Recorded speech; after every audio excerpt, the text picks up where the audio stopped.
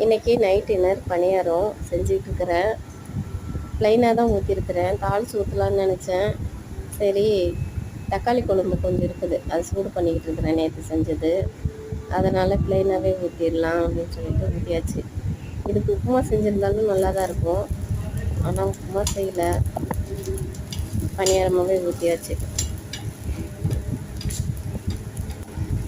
நல்லா golden brown கலராக நல்லா வெந்து வந்துடுச்சு. திருப்பி போட்டுக்கலாம். எல்லாம் திருப்பி போட்டாச்சு. இந்த ப்ளைன் பணியாரமும் ஒரு டேஸ்ட்டாக இருக்கும், ஒரு வித்தியாசமாக நல்லாயிருக்கும். தாளிச்சுமா சும்மாவே சாப்பிட்லாம். அதுவும் சின்ன வெங்காயம் போட்டு தாளிக்கணும்.